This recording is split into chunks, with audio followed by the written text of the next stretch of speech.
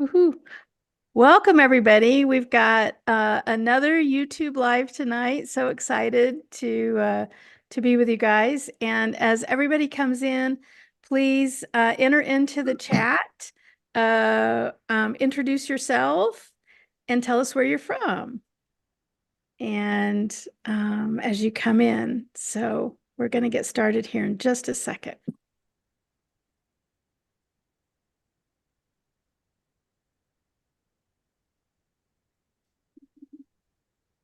All right, looks like everything is a go. Very good. All right, so tonight I have my Aussie friends, Mhm. John McLuckie and Lynda Rich with me tonight. And thanks, guys, for giving me your Sunday morning. I really appreciate it, even though it's Saturday night here. It's so trippy. It's so fun to do the time warp.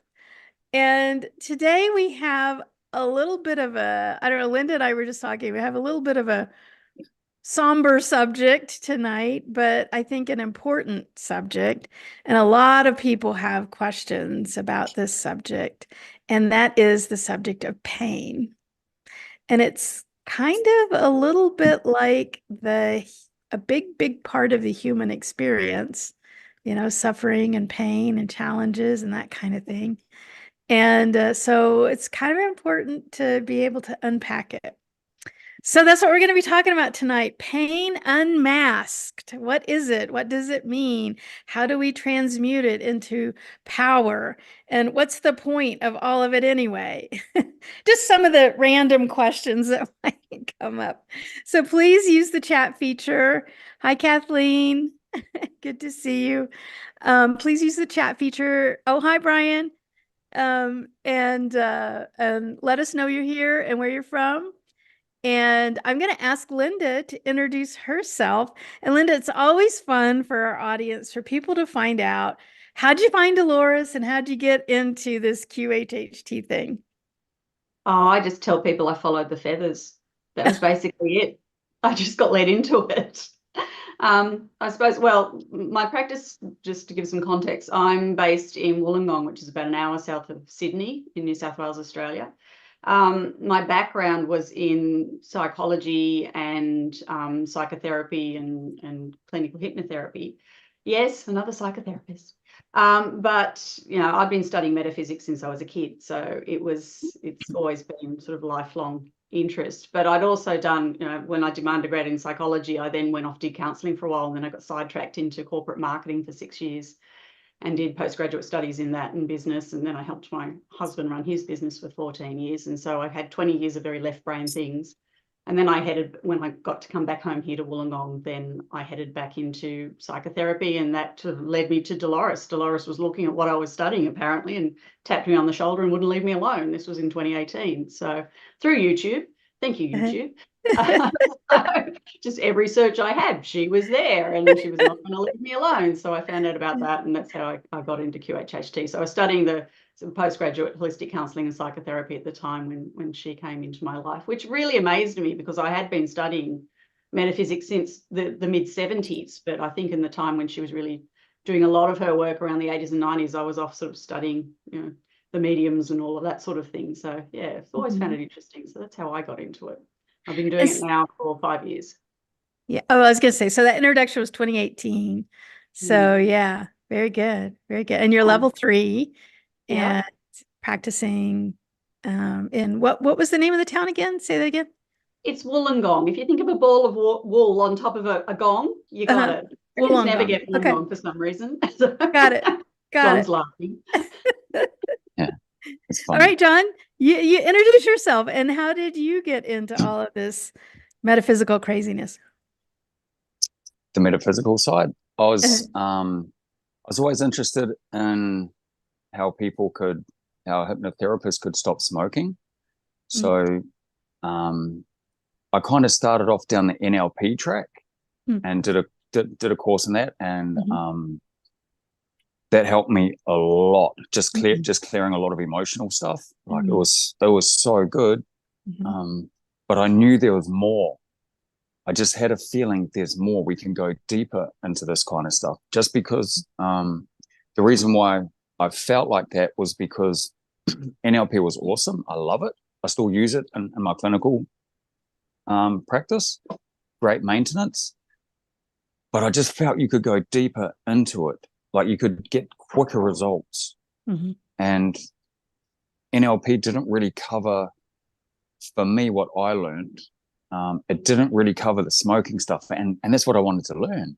Like, so then I was like, oh shit, I got to learn the clinical hypnosis side of things.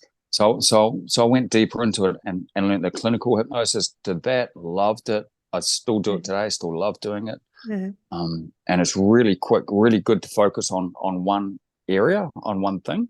Like whether it's anxiety, can figure out on that, or depression, can really focus on that, or if it's pain management, can really focus on that. Really good for that sort of stuff, because it only takes about 40 minutes or an hour, and it's done and it's cleared, gone. But then I kind of got into the past life regression, which was good fun. I didn't really want to get into it. But when I was studying the clinical stuff, it was a add-on after it to the clinical stuff. And this lady that I really trusted her, she was a good friend of mine. And she was like, man, that is so down your alley. She said, you would love it. And I was like, what are you even talking about? So it was funny because the teacher was actually going to use me for the subject to guinea pig on. Yeah. And I said to her, because I didn't really find out about it until the night before the class. And then she said, oh, no, it's fully booked out. You can't come. And then she had a cancellation about half an hour later, and she said, oh, you're booked in. And so I went and learned that, and it was so much fun. It was just so much fun. Yeah. Very different to the clinical stuff, but a lot more fun. Sometimes the clinical works really, really well. Sometimes the past life regression stuff works really, really well. So there's no one solution that fits all. And then part of the past life regression, they had a tribute to all the greats, to all the pioneers. So the first one that came up was Dr. Brian Weiss. Amazing man, amazing, the most beautiful human being you'll ever meet in your life. And then it was Dr. Michael Newton that does the life between life stuff. And then third was Dolores Cannon. And as soon as I saw her picture, I just went, I know what it is. It's in clinical stuff, we call it eye lock, where you just lock onto something. And man, I could just, because I'm a feeler, I'm not a visual person at all. I'm more of a feeler. And I could just feel the energy of it. Whatever that energy was I could just feel it. And then I got thoughts in my head, and it was sentences. And then as soon as she went, I asked the teacher about Dolores, and she answered word for word what those downloads were. It was word for word. And I was like, wow, that's really interesting. So there was something about that. Yeah. And I don't know if it was Dolores's voice, but it was like an old lady kind of voice. So however the universe works is right. Yeah. And then, so because people were in the past life regression, because they were all into Dolores and Brian Weiss and Michael Newton, it was a real good energy. So I was practicing at lunchtime on the other students, and it was just clicking. It was just so good. Yeah. So I kind of just adapted it and shortened it down, got really good results in lunchtime, and the teacher didn't like it for some reason. But that's okay. It's all right. Yeah. We've moved on from that. But then after that, so I didn't really kind of get into Dolores or anything like that. And I was always interested in what she kind of taught, and how she did her healings and all that sort of stuff. So I watched a little bit of YouTube, and then I remember hanging out the washing once, and that voice, that old lady's voice, and it said, go and do it now, like right now. And I never met Dolores in real life, but apparently she could be quite stern. Apparently. And so I didn't even finish off hanging out the washing. Like I just joined up for the level 1, and man, I just binged it like I was watching friggin' Netflix. Wow. But I could see because I had my clinical experience and I had the past life experience, I could see what she was doing from a technical point of view. So I broke it down technically, and she answered so many questions I had about the technical side of things. And I could see how much love and how much thought that she put into it. Yeah. She must have been a very, very caring person for the client in her sessions. Very empathic and very caring. It's a masterpiece. The QHHT script is a masterpiece. It really is. Yeah.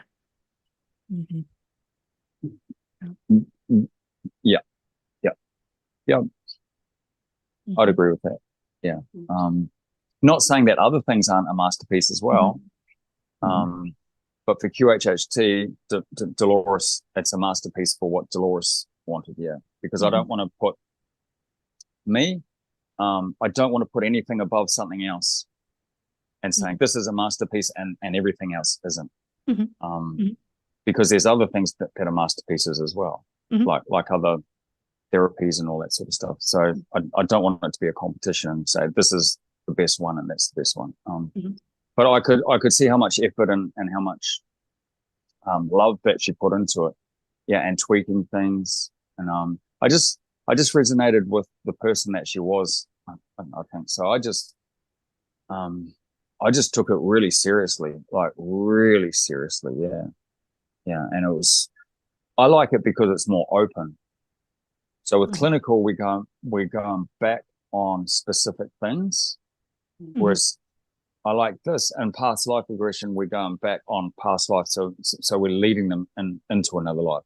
Whereas Dolores, the QHHT, is just open. You just go wherever you want to go, and just tell me where you're going, and I'm going to bounce off you. Right. Yeah, like it's so easy, and it's so much more authentic that way. Right. And it's so much more fun because we never know what's going to happen. Right. I describe it as it's like the different, if you play piano, and I don't play piano, but if you play piano, it's like the difference between playing chopsticks and playing jazz.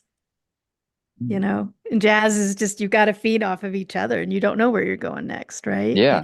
That's right. It's a team effort. It's fun. It's fun being a facilitator. So how long have you been practicing QHHT, John? 2017, I did that level 1 class. Yeah. I think it was 2017. Yeah. Cool. But it's good fun. Cool. Cool. It's good fun doing it as a job. Yeah, it is. I always say I have the best job in the universe. Are you kidding me? It doesn't get better than this. Yeah. It's a great way to help people. Like I think the overall umbrella of us all is because we're here to help. I think that's the overall underlying umbrella. Yeah. It's just different genres in helping. To me, the cool thing though in that regard with QHHT is you're actually facilitating the client helping themselves. Like, I don't have any answers. I'm not giving any answers here. I'm not doing any diagnosis or anything. You're telling you what you need to know, right? Yeah. Yeah, that's right. Yeah. We're just asking questions. Higher consciousness. Yeah. All right. So we have my mom's on the line. Hi, Mom. Brenda from Tennessee. Oh, that's so cute. Hi, Mom. All right, let's talk about pain, guys. Thank you for introducing yourself. So let's talk a little bit about pain. So our title tonight is Pain Unmasked: Relief Through Understanding. And it's really about this transformative journey from pain to power. And we all have, it's part of the human experience. You know, if we wanted an experience of perfect peace and non-suffering and no sense of time, perfect peace and eternity, we wouldn't be having this human experience, reckon. right? We would have never incarnated. We'd still be only there, right? And That's so, not the human experience. right. And so obviously there's an if you're watching this as a human being, you obviously your soul had wanted the experience of the human, which is inextricably linked to our experience of suffering, but we can begin to understand that experience of suffering as not something negative, something that we wanted and something that we're learning through and something that is ultimately positive. I didn't say pleasant. I just said positive. So it's not necessarily pleasant, but it's important. So that's what we're going to talk about tonight. So kind of a little bit of a somber subject, but I think a super, super, super, super important subject. So let's start with this question. So John, what's your definition? What's pain? What is it? What does that mean to you?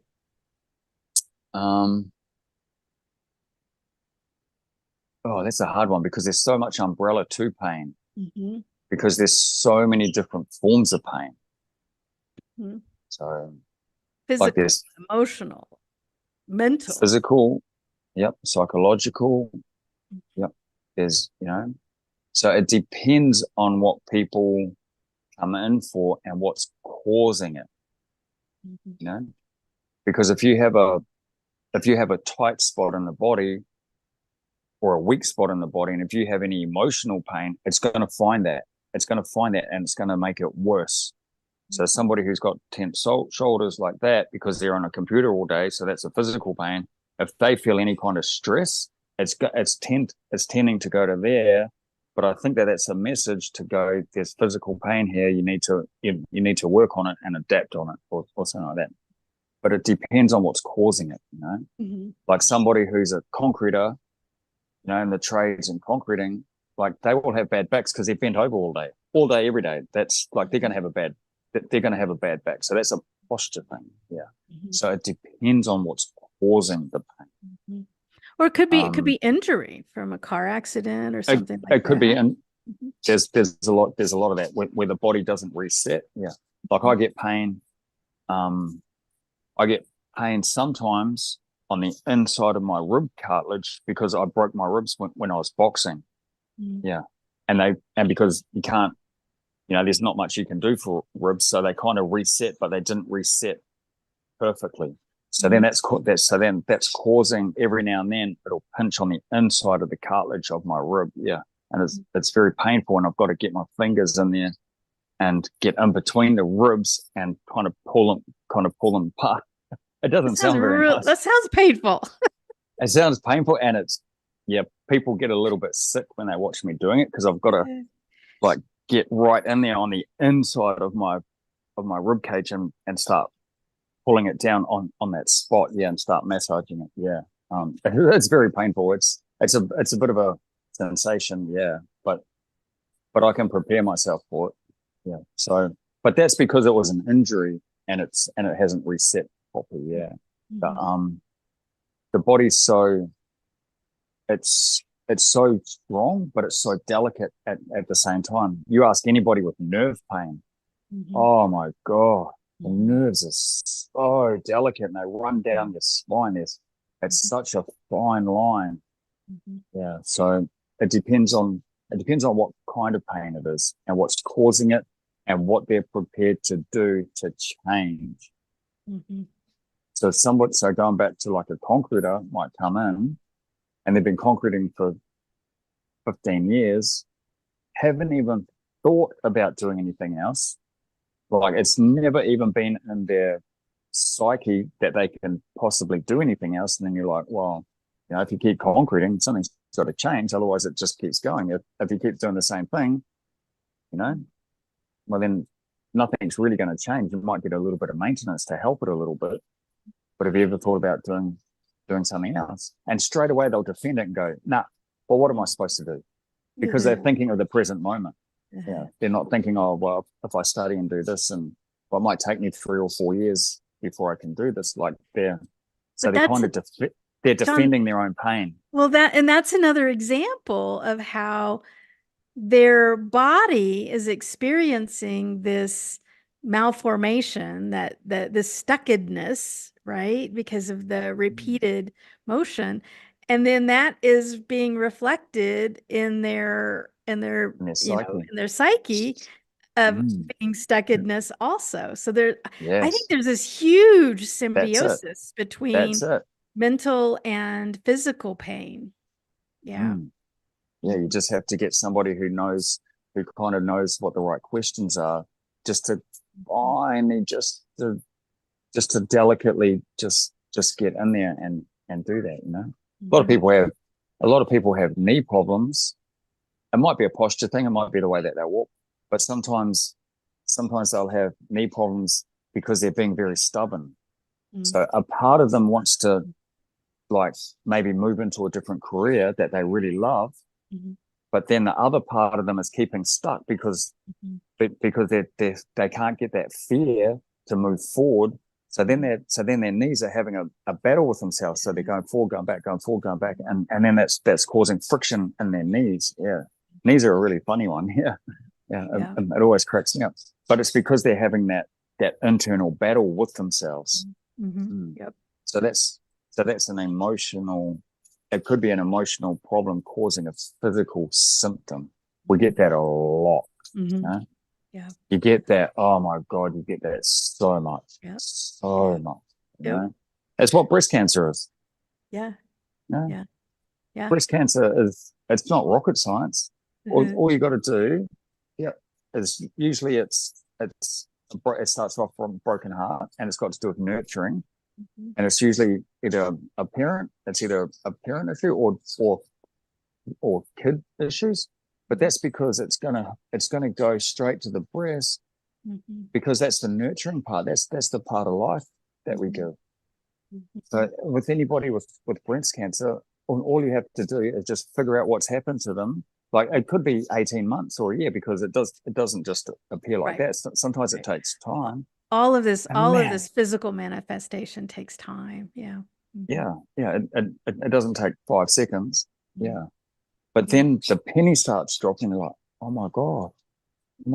Yeah, that's when my daughter died, or something. It's like, yeah. Well, how do you deal with that grief? And because society, the Western world, doesn't deal with grief at all, they just have to be stoic, and society calls it strong, not showing the emotions and just getting on with life. Yeah. So what does it do? It goes there because that's part of them that's missing. Right. It's got to go somewhere.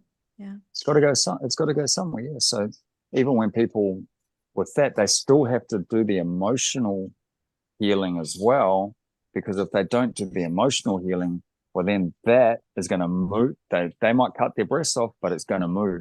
It's going to move somewhere else, because that energy of that grief is still stored in the body. They haven't released it.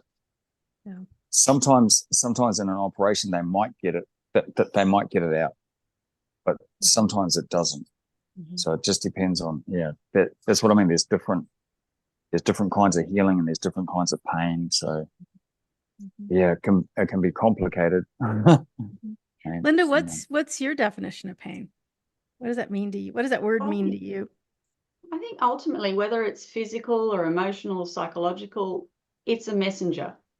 And that's what we find time and time again in our work in QHHT, is that if the client has not got a direct communication with their higher consciousness or their guidance, or whatever people like to call that, Dolores called it subconscious, but if they don't, the only thing that part of ourselves has to communicate with us is the physical body. So it'll show up as symptoms. And so, like John was saying with breast, if someone tells me sort of what is going on in the body, I can pretty well figure out what I think may have been happening at that time. And so it's really important to ask the client about what was happening at the time it showed up. But things like, if it's the right side of the body, it's usually current life. It's left side of the body, it might be earlier this life or past life, or, breast could be nurturing of self as well as related to parents, or the nurturing they receive from their parents, or the nurturing they receive from their children. But even things like car accidents, their messages as well. You know, I always ask a client if they've had any major accidents, because sometimes if we're just not listening, they need to do something shocking to put us in the right path, if that makes sense. So it's when you're actually in the experience, it is overwhelming and not pleasant. But if you can get this kind of meta position looking down on it, like, why is that happening? Why have I got this particular thing happening in the body? I think it was like a client that I had recently, she had a torn tendon in one of her elbows, and the message when we went into QHHT to find out why that injury had happened, the part of herself that we have the privilege to talk to, the higher consciousness, they said that it's because she was being a martyr and she wasn't asking for help. She got it through lifting something when she wasn't. So in the session, because the message was received, she was able to have that completely healed. She woke up, there was no pain, she could move it. But then it just depends on whether she took the advice from your future later to say that it was back. And I said, well, have you been asking for help? And she says, no. So it returns. But I think ultimately it's just trying to understand what the body is trying to communicate to you. So that's how I would see pain. Yeah, and if you're not paying attention, it can get worse and worse. I remember, like John was saying about knees, I remember a particular job I was supposed to leave because I was supposed to be heading towards QHHT, and I was being, oh no, I need money, I need to in 3D. First I started out with knee problems, then I started out with plantar fasciitis in both feet, then I was on a walking stick. I still wasn't getting the message, so I got a hit around the head with a 2x4 moment. So it's just like, you will move out of that job into this path. So the more that we can understand what these messages through symptoms of the body are, the more we can align our body to be in probably less pain to get the message. And I don't want to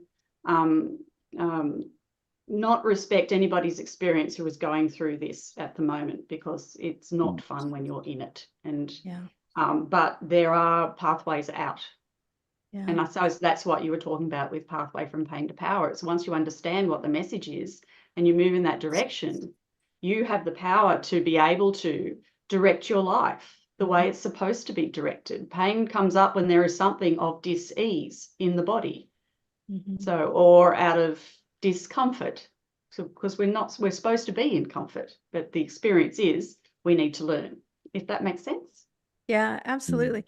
And I'm wondering too, so what this brings up for me too is this, well, like what we were talking about earlier, that if your soul never wanted to experience pain or suffering or challenge, you would never have incarnated as a human, right? Because there are soul growth benefits of having this kind of experience. But to me, part of understanding that as pain and suffering is, our perspective, right? How we define pain and suffering.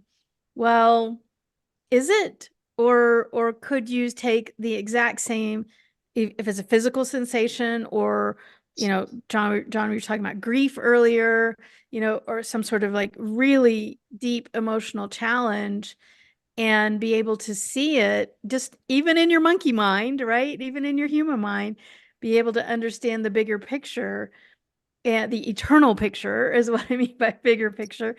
And then does that change the sensation itself because your perspective on the experience has changed? Does that make sense? I think so. Yeah. I think a big part of it too is if you can funnel it down and go, you're not your body, but you have a body. So let's disassociate ourselves, get outside of ourselves and see what's going on as the body, and use the body as its own entity. But then you can break down the parts of that body as well and go and that's why I really enjoy Soul Speak as well, like Julia Cannon's one, because it's very short, very sharp. But you can isolate one part of your body, and you can actually just go and talk to it and find out what's going on. Yeah. Whereas QHHT, it's same, but different. Yeah. Whereas QHHT will go through the whole thing because we have more time. Yeah. But I think a lot of it is dissociating yourself from your body. Yeah. I think that's why hypnosis is so good. Yeah. Because we can turn off the central nervous system, let the body basically go to sleep. That's why people will never be in pain when they're hypnotized. They'll never be in pain while they're hypnotized. It's impossible. Yeah. So then when they're relaxed, well, then we can go and actually get right in there and see what's actually going on. Yeah. Which is good fun. And it blows people's minds. It blows them away. But so many people get locked into their body. Yeah. And they think that they are their body. Right. I love the way Dolores puts it, that this is just the suit of clothes to play the character in the play that we write before we come in. I mean, when you start to look at your experience here as the soul's experience to learn and grow various lessons, you can see how these experiences of pain might help you learn those lessons. But it's interesting how sometimes, John, in these experiences, Holly, you probably had this too, is that sometimes the origin of the pain that the person's experienced isn't even in this lifetime. Right. It's in another lifetime, and it's been triggered by something in this life to show up again. And so that's always really fascinating. Yeah. I've had people who've been to so many doctors, so many scans, not found it, come see me as a last result, and ended up it wasn't even from this life. Yeah. Yeah. I had this client that I wrote about in my last book, and she had her right arm, just her arm, she had burned it badly when she was like 5 years old. And so she had to have all of that, like skin grafting and everything. She had bone cancer in her right arm, like for years, and had to have like a major section taken out and metal put in and this and that and this and that, joints replaced and whatever. And it was just her right arm. Otherwise, she was completely healthy. And what was revealed in her QHHT session was her grandfather, so her mother's father, had fought in World War I or II, I can't remember, one of the wars anyway, and had a severely damaged arm. He couldn't use his arm because of the injury from the war. And then so the grandfather, the mother's father, died when the mother was only 6. And he reincarnated as my client to be the daughter of the mother that was the daughter to the father. Okay, so 3 generations here.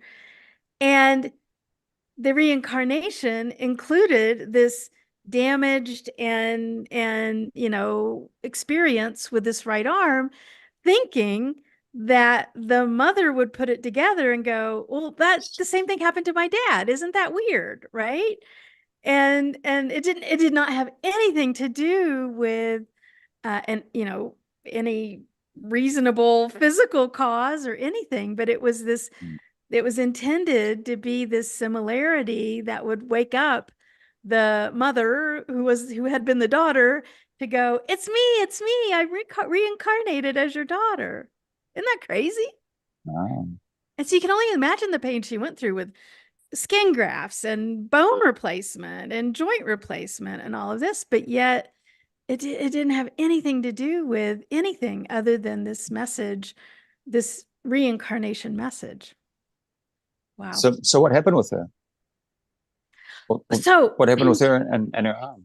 So the higher self said, I don't know if you guys have seen this in her QHHT session, but she had so little physical structure left in her arm, they couldn't do anything. They said there's nothing here to fix.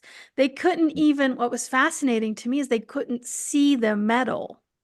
They said there's nothing here because her bones were metal at this point, most of them. And they said, we can't see it. They couldn't see the dead, metal that was actually in her arm. And I mean, obviously they unraveled the whole reincarnation thing for her, but in terms of healing and repairing her arm, there wasn't enough there to fix for her. Yeah. That's another thing that people have to realize too. Like sometimes that happens. Mhm. Yeah, and it's just the way it is. Yeah, but we always want to get an explanation of why. Right. Uh-huh. Yeah. Yeah. Mm. Yeah. Especially if it is a message. And Yeah. Yeah. Yeah, totally. Yeah. 100%. Yeah. So let's talk a little more about this connection between emotional pain and physical pain. Which starts first? Which do you think, or does it matter, or is it, and do they feed off of themselves? Like, does it always start with emotions and then go to physical, or can it go from physical into emotions? What do you guys think? Can go either way. Mm. I'm thinking about the the example I often give, which is the old Victor Henkel stuff, is if there's somebody's in front seat, head-on collision, same car, and exactly the same injuries. If you've got one person in there going, "Oh, woe is me, my life will never be the same again. I'm injured, I won't be able to work," their life spirals down and they end up into repeating pain. And then you've got the other one who might have the different perspective on the experience, saying, "Oh, well, I survived, and so therefore I'm going to make the most of this experience. I'm going to do the most you can." So you can see how there's, out of that one physical incident, there's so many different emotional experiences from it. Yeah. Yeah. Mm. There's the Yeah, totally. famous story of the brothers of the alcoholic father, and one Yeah. vows to never drink again, and then the other one becomes an alcoholic himself. Yeah. Yeah. Yeah. Yeah. Yeah. That would have happened in probably about the first 8 years of that young boy's life. One would have just followed the same path as his dad, and the other would have made a real strong decision at some point. And it's usually in those first 7 years that I will not do this. Yes. It's kind of like the coin, and then they'll flip it over. Yeah. And then the one that doesn't drink will start off a whole new lineage that doesn't relate to that. Yeah. Whereas the other son that just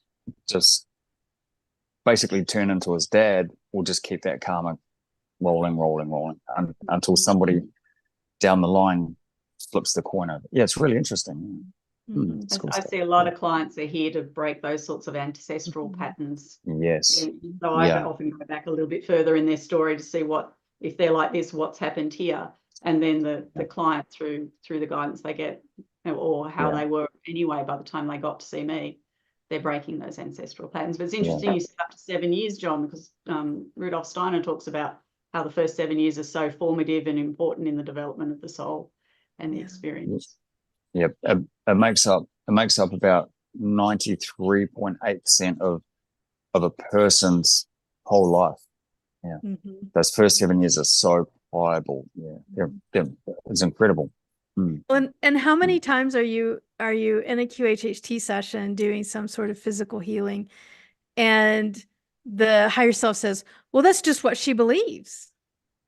And so the belief, which is of course going to come in that early childhood programming, is setting up the experience for the illness. Yeah.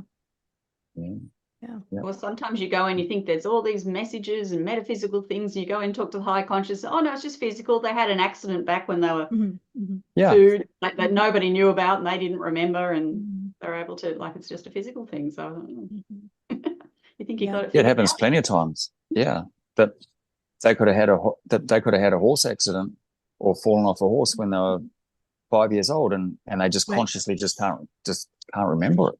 Right. Yeah. The body's a delicate vehicle. Yeah. It's very delicate.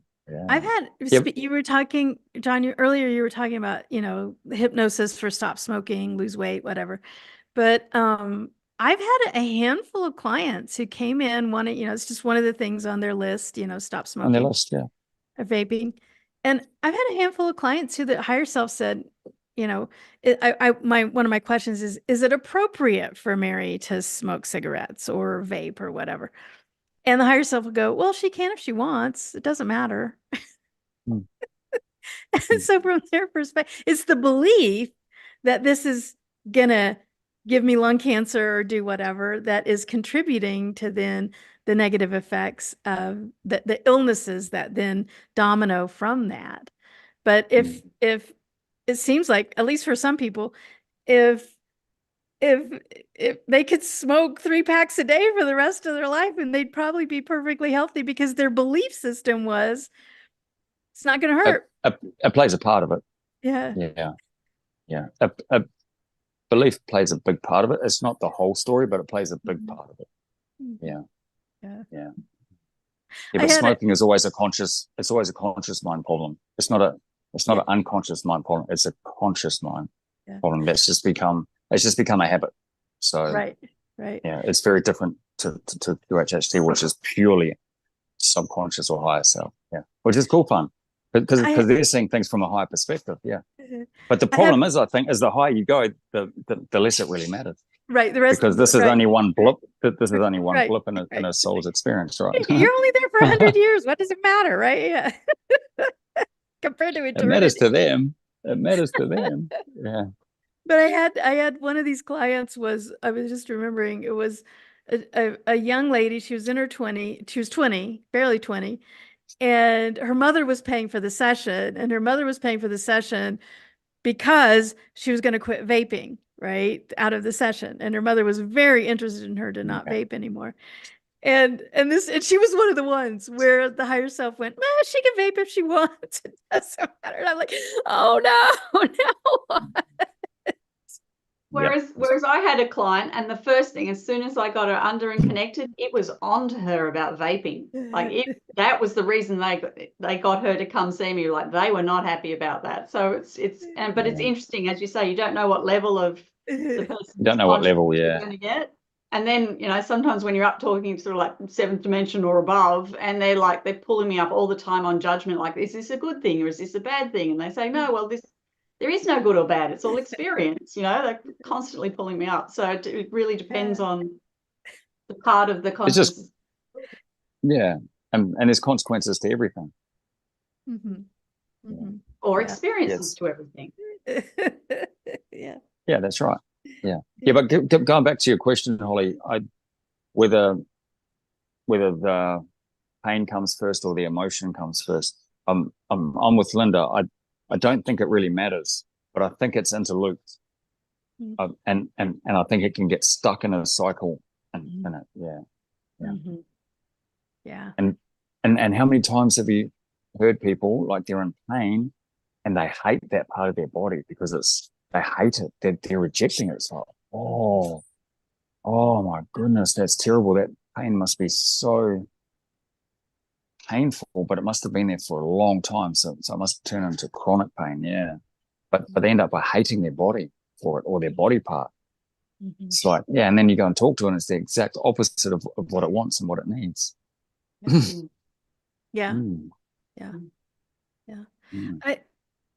had a session a while ago so the client was very invested and adept at law of attraction, right? And so she knew not to hate that part of her body that was in pain, and to integrate it and send it love and whatnot.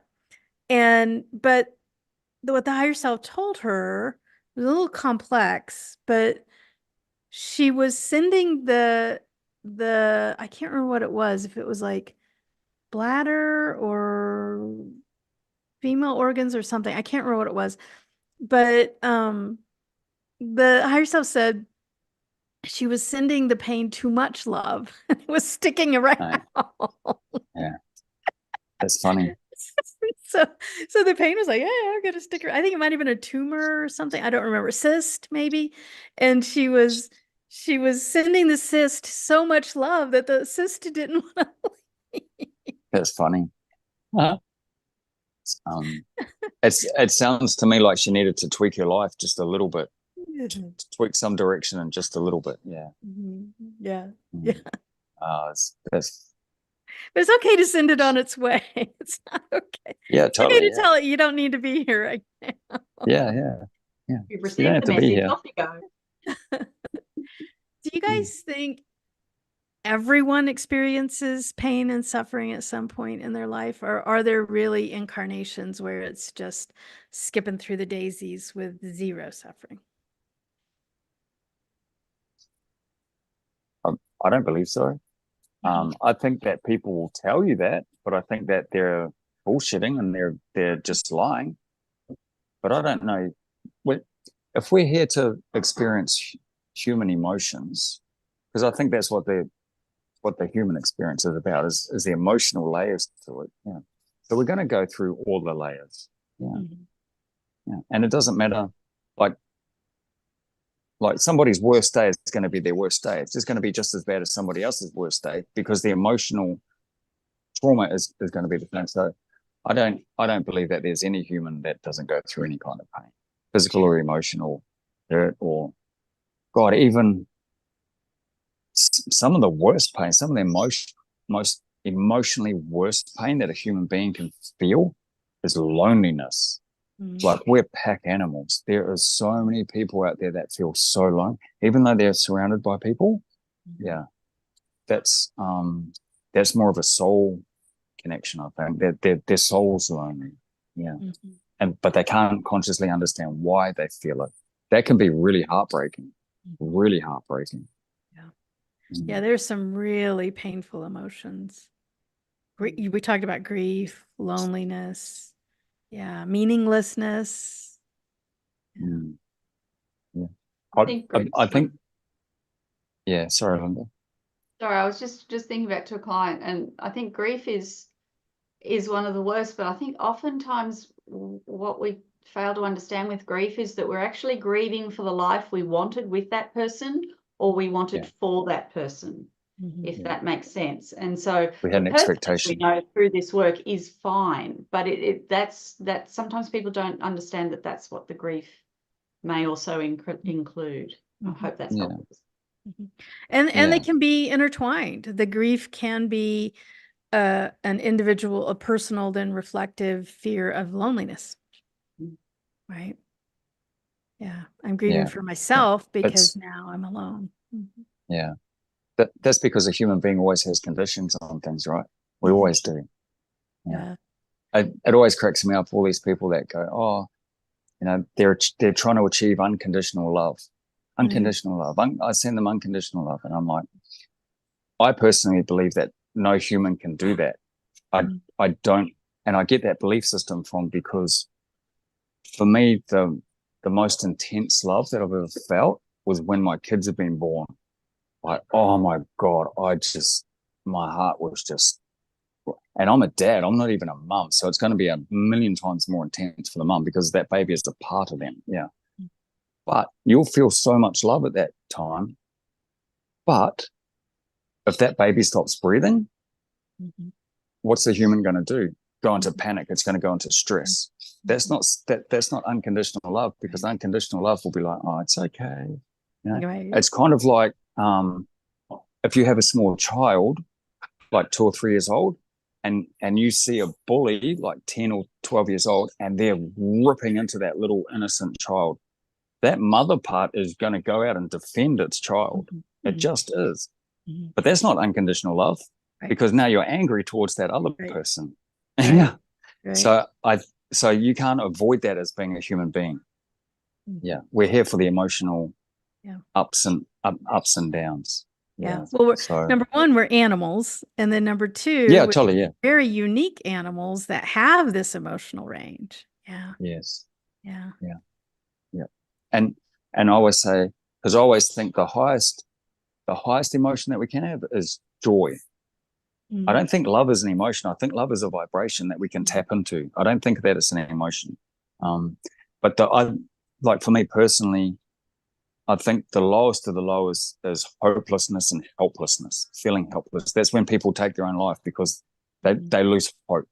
They've tried to reach out, and they're beyond sad, they're beyond depression, they're beyond lonely, they're helplessness. So they feel the only way out is that.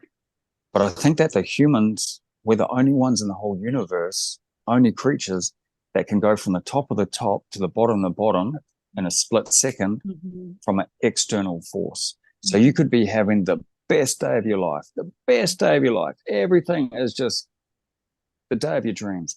And you could get a phone call to say that your daughter's been in a car crash and she's got about 15 minutes to live, and she wants to talk to you. Oh my God, you will go down into hopelessness, because you can't do anything. You just can't do anything. Like, that is so out of your control. There is no emotion. There is no human being that won't do that. So for a human being to say that they're always happy and all that, and I've always been happy, and it's like, I don't think so. Yeah.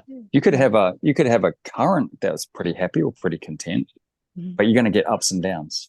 And those ups and downs are going to cause physical things in the body. So when you get that phone call, you're going to go into stress, and your heart is just going to go boom, boom, boom, boom, boom, boom, boom, boom, boom. And who knows? Could have a heart attack. Who knows? Or an anxiety attack or something. Or just have a mental breakdown. It's just part of the human experience. It is. It is. And we asked for it. And Dolores said that, you know, what she found, I've never really explored this with a higher self. I don't have any reason not to believe what she said. But you know, there are souls waiting in line for a human body, right? This is like the golden ticket, you know, to be able to have this human experience. So. Yeah, that's what I always say to people. If they're here now, I know it's not been a fun experience for many over the last few years, but they've got the golden ticket, because I've had so many clients that have had other sort of souls, not in a creepy way, but other beings sort of experiencing what we're experiencing now through the client, because there just simply weren't enough physical bodies to be here. So I've had that quite a few times. So yeah. I think we get a bit of respect in the universe for coming to Earth. It's not easy. I think that's why there's so many human beings here at the moment. Like the world's never been so populated. There's never been so many human beings. But I also think on a bigger perspective, because I ask a lot of questions about that and get a lot of information about that. I think that's because this is the big shift. This is the big shift from where human beings are going to be different, because in another 3 generations, those human beings are going to be very different to us, very different. And I think there's a lot of souls that have been here for such a long time, and there's a lot of people that are tired, like really tired. Their body's tired, they're emotionally tired, their soul's tired, because this is their last go, because they've done all that work to help humanity, help Earth, and this change, and it's their time to go out. And they're not going to come back until a long time over. So it'll be really interesting to see what human beings are like in our grandkids' generation. Because, like, you just look at neuroscience and what's that, and what that's the medical science is just amazing. Man, just even the operations that they can do now is just incredible. Like, you go back 60, 70 years ago, 100 years ago, and they were just getting a saw and just chopping people's arms off. Right. Yeah, it's incredible. Yeah, so I think it's a big shift in there. Yeah, so, and I think there's a lot of souls come down here to squeeze in one last go and trying to get as much in as they can. But do you guys think, though, on that topic, though, John? I mean, so I have a lot of clients that think, you know, they've read Dolores, they've read about the new Earth, you know, they've heard things about new Earth or Earth shift or ascension, and then they'll say something like, "Oh, I'll be so glad when all of this is over," you know, and the Earth shift happens, and we never have to have 3D again. And I'm like, well, no, I think you're missing the point. Earth isn't going to have that experience, but there's going to be other places in the universe that will have that experience. You know, souls are still going to want to have the super duper, you know, ridiculously challenging kind of experience. Don't you think? It's just not going to be here. I think so. Yeah. You get clients that go back to lives on other planets, and sometimes, you know, they just do not have, like, they're already living kind of the 5D experience. Like the 3D is the exciting bit, if that makes sense. Like, this is where you can have the most growth. This is where you can do the most, like, experience a lot of stuff. Whereas other places, they just live in peace and love and joy, and they hang out and communicate, and they don't have no needs, and they don't eat, and all these sort of things. Whereas on Earth, it's like, whoa, this is really interesting. So it's kind of like, if you ask a lot of people, whether they'll go to heaven or hell. And a lot of people will be like, oh, heaven sounds so boring. Sounds so boring. Like that's the 5D. Like it's boring. Like I'd rather go and have a bit of an adventure. Yeah. Yeah. But yeah. yeah, but I think that's what the human experience is. It's an adventure, right? It's an experience. It's an experience that you can't get anywhere else. All right. Brian says, suggesting grief is love with no place to go. That's cool. That's cool. Yeah. Yeah. Without love, you can't have grief, right? Right. Right. Yeah. That's the duality. That's the opposite. Yeah. How do you get rid of pain? So if our listeners are in pain, I'm sure several people have come in tonight because they want the answer. They're done with it. And so what do you think? What's your advice to someone who's experiencing pain and they're done I'll with let it? Lynda go first. Well, I don't want to be flippant on this, but it's find out the message of it. Come and have a QHHT session if you can't figure it out for yourself. It's as John was saying, talk to the bit that's in pain. What do you need? And if you can't have that communication, come and find out what the message is. Because once we get whatever the understanding from it is in session, then that energy and that message doesn't need to stay there. It can be released. And so that would be my advice, I think. But also to kind of just sit with the experience for a while and see if you can get any messages from it. But if you've been living with it for a long time, I know that will be challenging. But I've had clients that have come in with an extraordinary amount of pain, and as soon as the message is received, it's resolved. Sometimes, though, I think, John, you mentioned this a little bit earlier, like with the knees, if the message requires some sort of change that's challenging, that might, the person might be afraid of the change. It's fear. Yeah. That's fear. Yeah. So then what do you do with that fear? Well, then you've got to, this is how I do it. So then you'd disassociate yourself from the fear. And then you'd ask that part of you, what are you actually scared of? And then that's having a conversation, a good conversation with yourself. And going, okay, well, I'm scared, but what am I actually scared of? And then having that conversation with yourself and just listening to it, because that part of you has got a message as well. So that's when you're kind of digging deeper. So the knee is doing the symptom stuff, but there's actually a deeper meaning into it, because it's not it's the actual, it could be stubbornness, but why are you stubborn? It's because it's scared. So then you go into that part and go, well, where does this fear come from? Where does it originate? What am I really afraid of? What are you really afraid of? And giving it love, and that's where the love and compassion comes from, not the judgment. And seeing what it's actually scared of, because a lot of the times it doesn't. Sometimes it knows, and sometimes it doesn't know. It's just an emotion that's stuck there, which is just stuck emotions. It's just stuck there. So it just depends. And then it depends what's causing it as well. Like I've got a beautiful friend. He's such a good friend, and I just love him to bits. And he had his QHHT session, and it was the funniest. It was the best one I've ever had. And he had this ET come to him, and so the ET was perceived as his higher self, and he wanted to know his purpose in life, because he was a bit lost, and all it would say was pain.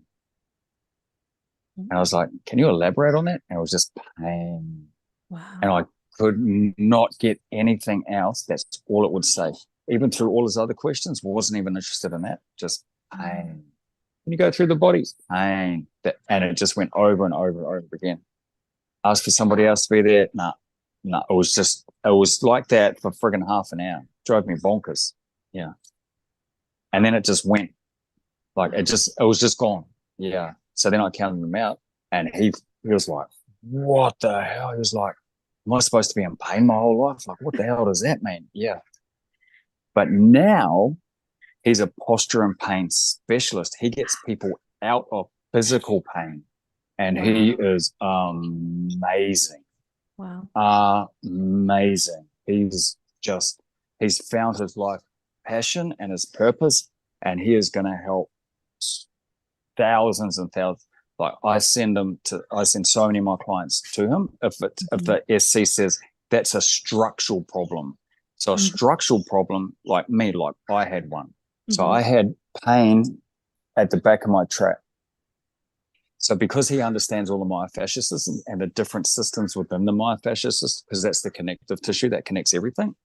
So he actually tracked it around, and he said, oh, it's got nothing to do with there. He actually tracked it around to my inner pec up there, and I could feel him like doing all the muscle fibers and stuff. And then he got to one point, and it was like, oh my God. And he just released it. And he released it. So it was this one. So what happened was, so this one was so tight that it was pulling my shoulder like that, but I didn't know. So then the tension was there, but it's the opposite. Yeah. So he released it, and then it just went, boom, and it's never been a problem since. So, but sometimes when I felt stressed, I could feel it there. Yeah. But that's because it was already a weak spot, because this was already tight, because I'm on a computer sometimes and I'm hunched over. So pain is a real delicate one, because sometimes it's a physical thing. You get a lot of people that have got shoulder pain and neck problems because they're on a computer like this and they're looking down. Like human beings aren't designed to do that. But that's also a message that's saying, get outside, go take a walk, get away from the screen. And now like all the physiotherapists and all that sort of stuff are like, you got to stretch opposite. Like if you do that, it's like a lot of people are short-sighted now because they're in a computer like this, and they're looking at this for 10 or 12 hours a day, and they know if they just look at every 40 minutes, if they look out in the distance for a couple of minutes, they will not get short-sightedness because their eyes don't have to adapt. But people don't do that, right? They don't do this, and they don't do that. Balance. Because they'll make up any excuse not to, or they'll just forget, or So, but you definitely got to do the emotional stuff. The amount of times where an emotion is causing a physical problem is incredible. Incredible. Speaking of which, so KS has a question. So KS says, wanting to let go of fear or maybe shame that is sabotaging the healing, not feeling safe and feeling judged.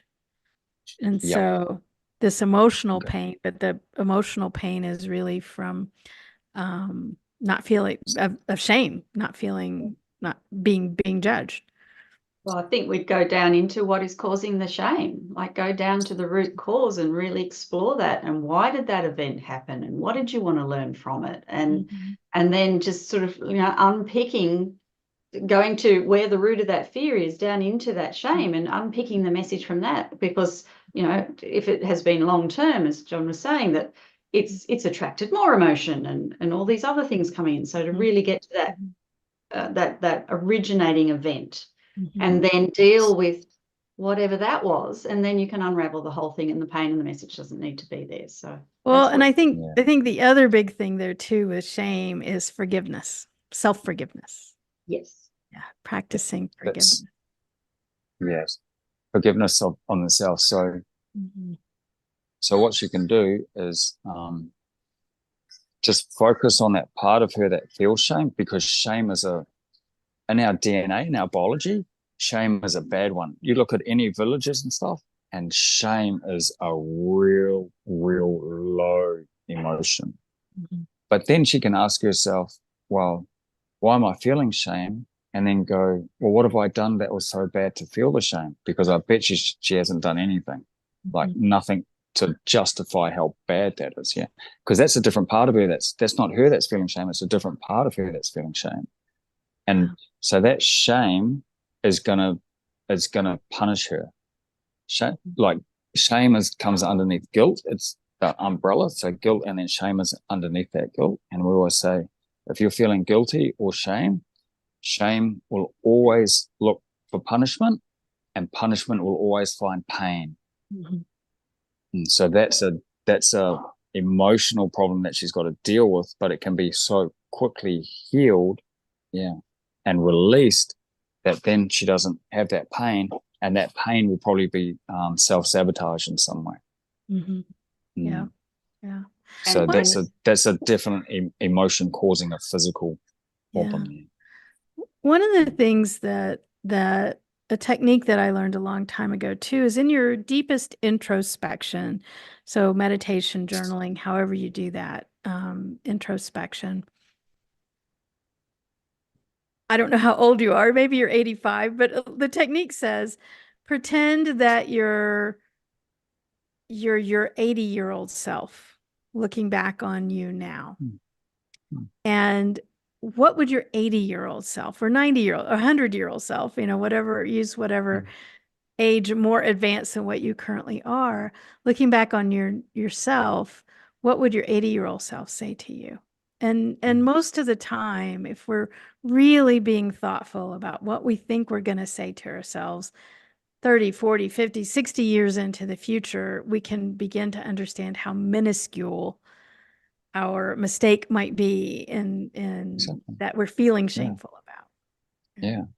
It's the same with her. If she really thinks about it, where it first came from, she could have done something when she was 5 or 6 or 7 years old. Like she could have, I don't know, I'm just using this as an example.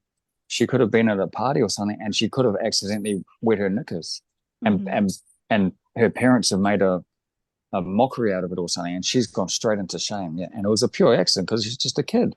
That's what I mean. Like, you have to go, and what did I do that was actually so bad to warrant that? Because that can be stuck in that can be stuck in her. Or it could be school related, or oh god, it could be anything. But it wouldn't take her long if she really focuses on herself to find out where it came from. And then it's very easy to forgive it and to release it. Once it's gone, well, then the physical symptoms will just evaporate. They'll just go.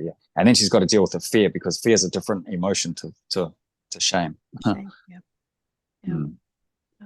And Lynda, I think children, you were going to say something. I was just thinking on the back of what John was saying, is that what I found is what children process an event very differently. If we go back and we have a look at that event from adults' eyes, you see it very differently. But the child, I'm thinking of things like when a marriage breaks down and the child's like 3 or 4, the child will often internalize, well, if I was a better child, that my parents wouldn't have split up. But if you look at it from an adult's perspective, you would have seen that this was an experience between the parents. And so a lot of stuff can get internalized when you're very young that way, just by the way children process events.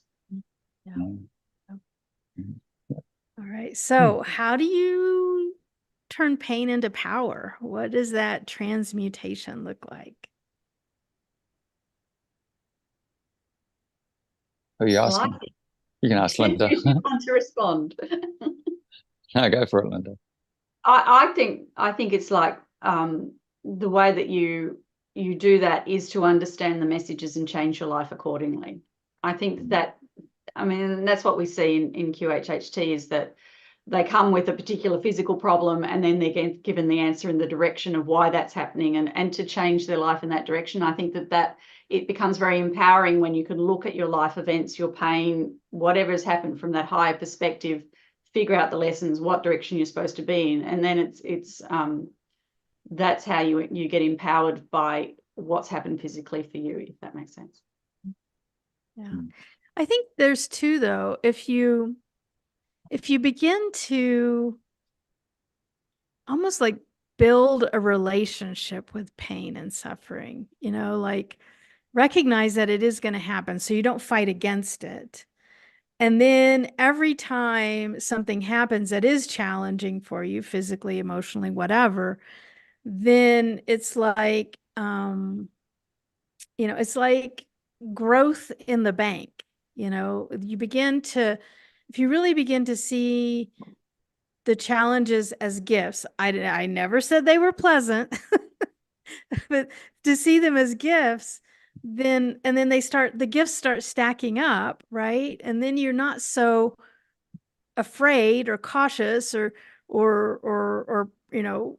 walking on eggshells, preparing for the next bit of pain and suffering, because it's like, well, of course it's going to happen, and of course I'm going to deal with it, and just like I did with all the others, and in the end it's going to be good, and if it isn't good, it isn't the end. And I mean, you get that practice of having that relationship of acceptance with, there's going to be things that aren't going to be pleasant in this human incarnation. That's the point of the human incarnation. Yeah, that's right. Humans innately will do anything to get away from pain and get to pleasure, even if they know that pleasure is going to turn into long-term pain. They'll still do it, right? Because they're in the present moment. Yeah, right. Yeah, it's really interesting. Yeah, and you're right. And sometimes things aren't very nice, but I really admire these people that they've gone through cancer and they've gone through chemo and radiation, or they've gone through a real traumatic injury, and they look back and they go, that was the worst experience of my life, but it was also the best experience of my life, because I look back at my life and I realized that I had to change a few things. Or people that go into the dark night of the soul. The dark night of the soul was painful, man. It's so painful. And when people are down there, I'm so happy for them. Like, I'm like, not in a sadistic way, but I'm like, yes, go there because when you're really in the dark night of the soul, you got nothing, man. You got nothing, and you have to surrender. And who do they go to? They go to the universe, or they go to God to ask for questions. And once they surrender, but then they find their way back up. Yeah. Because they're not avoiding it anymore, because they're having a mental breakdown because they can't avoid it, and that pain is too painful. Right. Yeah, And I'm actually happy for people that go through that. They've had to surrender to it, so they can't be afraid of it. They can't be rejected. They surrendered to it. Yeah, and it's hideous and it's horrible, and we don't know how long it's going to take. Right. But the only way from there is up. Right. And people try to avoid going through that because they hate it. Yeah. Right. Oh, and sometimes people, the loved ones around them, try to save them from going down into those depths, and it causes them a disservice. You're robbing them of their experience. You often get that with parents sort of coming, oh, my children are heading down this path, it's all going to be terrible. I'm trying to pull them out. It's like, let them have their experience. I see these life stories where the same thing pops up in someone's life time and time again. Delays it. Or gets worse because they're not getting a message. Right. Let them have their experience. Let them know that you're there to support them when they've had whatever they needed to learn from that. And then that's a different level of pain for the parent, because they have to watch, because they have to let go of control there. Exactly. And that might be why the parent was doing what they were doing, was to avoid their own suffering, and not really. It usually is. The unconditional love, like you mentioned, John. Good luck with that. It was very conditional, right? Yeah. Very good. It's coming from a good heart space. It's coming from a good heart space. Yeah. We're out of time, guys. Wow, already. Yeah, already. So, well, let's wrap it up. I'm going to ask you guys, so what are you doing for fun? Like, what is coming into your perspective? What do you want people to know about in terms of either reaching out to you or engaging in an interest that maybe you're engaged in? And maybe they might be interested in the same thing too. So, John, let's start with you. So, what's new in your world? Like, what are you excited about now? Just starting new chapters. I think starting new chapters is always fun. Yeah, I totally believe in numerology.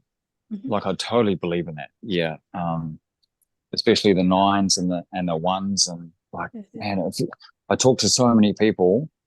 Yeah, and then when you study it and you talk about it and you start being aware of it, man, there's a definite cycle to that. Yeah, I don't know what it is or whatever, but it's definitely, yeah. So I'm coming up to a new chapter in my life, which I'm super excited about. I don't know what it is, but that can be the fun, because I'm kind of a wing it guy, and I just go where the energy flows.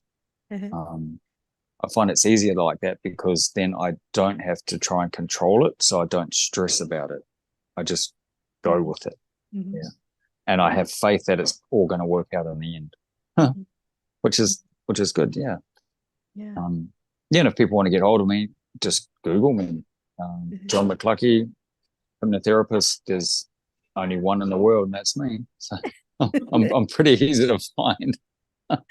Awesome. Cool. And Lynda, what's exciting you right now? Just doing more and more sessions and meeting more and more people and hearing more and more life stories. I love it. I absolutely love it. And I think, and if I had to say there was any other side projects from that, is I really want to get sort of a little bit more traction on writing and just sharing some of the stories, the learnings, the information that's coming in from high consciousness that will help people the most. So I think that's where my time's going to be for the rest of the year. Cool. Yeah. What about you, Holly? Oh, sorry. So yeah, so You got to do speaking of the writing, contact details for Lynda. so we've got, oh yeah, sorry, Lynda, contact details. It's okay. People can either find me through my website, enrichedlifetherapies.com, or on the QHHTofficial.com practitioner listing. Just search for Australia and John and I will be at the top of that. So it's got all our contact details there. Yeah. Cool. So I've got, speaking of writing, so I got Finding Forgiveness, Surprising Healing from the Higher Self out now. And then that's the second one. And then the first one, which is, you're looking at the cover right behind me, Finding Purpose, Surprising Wisdom from the Higher Self.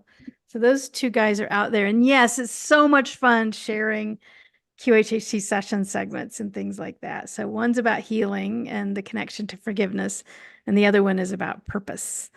And I'm in the middle of writing the third in the trilogy. I didn't know it was a trilogy when they gave me the assignment. But the third in the trilogy is coming out as Finding Gratitude, Surprising Growth from the Higher Self. So this connection between gratitude and growth. And then for everybody who's on YouTube here, so on my YouTube channel, we have Dolores Cannon Fans. It's a membership group, and once a month we do a legit Dolores Cannon group progression, and we talk all things Dolores, and we share Dolores stories, and there's Dolores Cannon freebies and giveaways and t-shirts and books and all kinds of fun stuff. So if you're a Dolores Cannon fan, come and join us. And every month we kind of get our jonesing on Dolores out of the That's way. cool. So yeah. Yeah. All right, Lynda. All right, John. Thank you so much for joining me on your Sunday morning and my Saturday night. Pleasure. Pleasure.